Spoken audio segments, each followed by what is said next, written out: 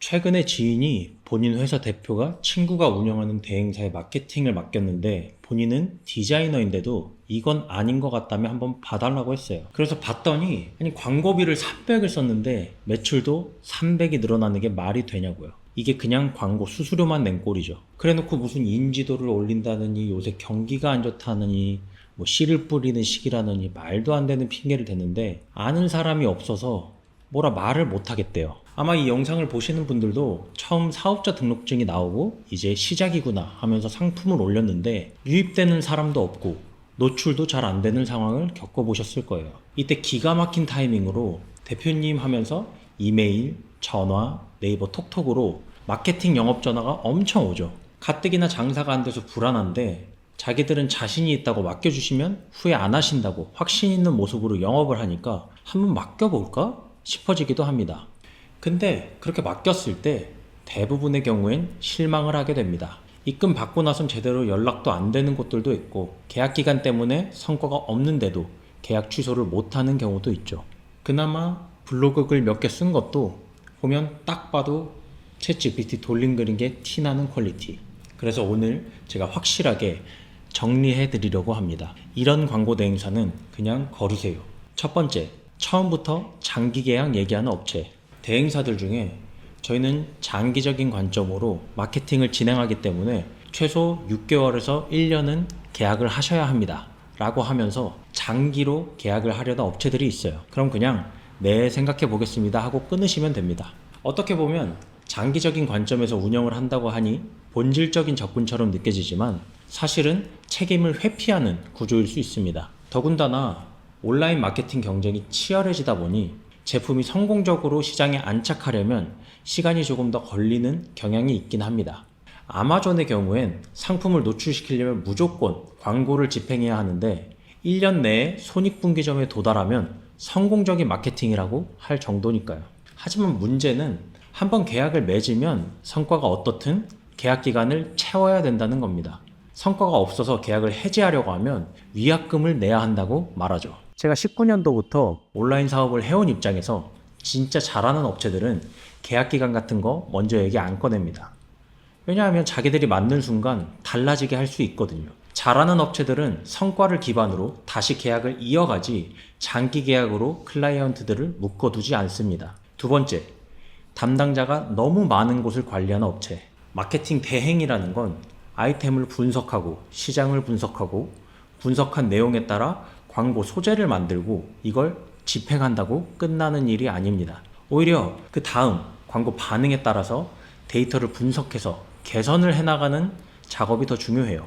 그렇기 때문에 사람 한 명이 맡을 수 있는 업체가 정해져 있습니다. 그런데 대행사에서 우리 클라이언트 수가 몇백 개입니다 하면서 많은 업체를 관리한다고 그만큼 잘한다고 얘기한다면 꼭 대행사 직원이 몇 명인지 한 명당 맡고 있는 클라이언트가 몇 명인지 물어보셔야 합니다. 요즘엔 AI 덕분에 생산성이 많이 올라갔지만 광고 집행 후 데이터 분석 및 개선 작업의 경우엔 AI로 줄일 수 있는 시간이 한정적입니다. AI를 잘 사용해서 많이 맡을 수 있다고 말하면 광고 집행까지만 신경 쓰고 그 후엔 별 신경 안 쓴다는 얘기일 수 있어요. 세 번째, 채널을 임대해주는 업체. 간혹 어떤 대행사는 자기들이 키워둔 채널이 있고 여기에 컨텐츠를 올리면 빠르게 반응이 오니까 채널을 임대해 주겠다고 합니다. 틀린 말은 아니죠. 내 채널을 새로 키우는 것보단 초기에 노출이나 반응은 좋을 수 있습니다. 그런데 문제는 내 채널을 키우는 게 아니라 그 업체랑 계약을 해지하면 아무것도 남는 게 없어진다는 거예요. 그 업체가 잘하면 계속 계약하면 되지 않나? 라고 생각하실 수 있는데 마케팅 대행 업계 특성상 담당자들이 자주 바뀝니다. 승진을 해서 더 큰 업체를 만들어 직급이 낮은 직원으로 바뀌기도 하고 아니면 본인 회사 차리겠다고 나가는 경우도 많아요. 그리고 대개의 경우 담당자가 바뀌면 불만족스러워지고요. 어쩔 땐 내가 마케팅을 맡기는 고객인데 대행사의 직원을 교육하는 경우도 생깁니다. 나보다 모르는 경우가 많거든요. 네 번째, 보고 안 하는 업체. 앞서 말씀드린 대로 마케팅은 광고 집행보다 집행한 뒤에 데이터를 보면서 분석하고 개선하는 작업이 더 중요합니다. 그래서 매일같이 지표를 보면서 상품이 원활하게 노출되고 있는지, 광고를 클릭하는 사람이 늘고 있는지, 그 중에 구매하는 사람들은 몇 명인지 등등을 파악해야 됩니다. 그래야 추이를 보면서 무엇을 어떻게 개선할 것인지 정할 수 있으니까요. 그런데 많은 대행사들이 보고를 제대로 안 합니다. 그나마 일주일에 한 번씩 보고한다는 건 양반이에요. 한 달에 한 번씩 보고서를 준다? 한 달에 한 번만 신경 쓰겠다는 겁니다. 물론 광고를 돌리고 초반에는 데이터가 적으니까 한 일주일 정도는 데이터를 쌓는 시간이 필요해요. 근데 그 뒤부턴 매일같이 광고를 보면서 광고가 잘 돌아가는지 체크하셔야 돼요. 그래서 보고는 하루에 한 번 정해진 시간에 꼬박꼬박 해주는 업체로 정하셔야 합니다. 보고에 대해서 따로 얘기 안 해주는 업체는 직접 물어보셔야 돼요. 광고 성과 보고는 어느 주기로 해주세요? 5번째, 미팅 안 하는 업체. 사실상 이게 가장 중요할 수 있습니다.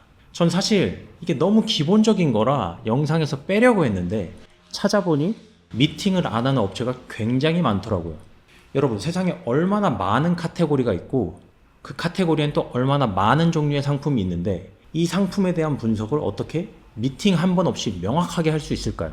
똑같은 발목 보호대도 누구에게 판매할 건지, 어떤 컨셉으로 팔 건지, 어떤 부분을 강조할 건지에 따라 완전히 다른 전략이 나오는데 그걸 미팅 없이 파악하겠다는 건 대행사가 상품을 진지하게 보지 않는다는 뜻입니다. 그렇게 만들어진 광고가 얼마나 내 상품을 대변해주고 매력적으로 보이게 해줄 수 있을까요? 마케팅에선 상품 분석이 가장 기본이고, 그래서 저도 주변 대표님들 마케팅 도와드릴 때 꼭 제 마케팅 캔버스를 들여서 정리부터 하라고 말씀을 드립니다. 그렇게 한 문장으로 정리가 안 되면 광고 내용이랑 상세 페이지 내용이랑 상품이랑 따로 놀게 되고 그만큼 광고비가 줄줄 새게 됩니다. 이렇게 마케팅 대행사를 고르실 때 꼭 알아야 되는 5가지에 대해서 이야기해 보았는데요. 사업에는 2단계가 있습니다. 창업과 경영. 창업은 팔릴지 모르는 상품을 실험하는 단계. 경영은 팔리는 상품을 확장하는 단계입니다. 사실 마케팅 대행은 경영의 단계에서 더 효과적이라고 생각합니다. 이미 팔리는 포인트가 파악되어 있고 그 포인트로 구매하는 고객들도 있는 상태에서 상품을 살만한 사람들이 더 많은 곳에 노출시키면 매출은 올라가게 되어 있어요. 하지만 이 영상을 보시는 분들은 아직 창업의 단계에 가까우신 분들이 많고 이 단계에선 아무리 노출을 많이 시켜봤자 내 상품이 제대로 준비되어 있지 않아서 성과가 안 나오는 경우가 많습니다. 그렇기 때문에 여러분이 창업의 단계에 있으시다면 먼저 내 사업에 대해서 정리를 해서 그 사업을 명확한 한 문장으로 얘기하실 수 있어야 해요. 그리고 그 한 문장이 내 고객들에게 매력적인지 테스트를 통해 검증을 해보는 거죠.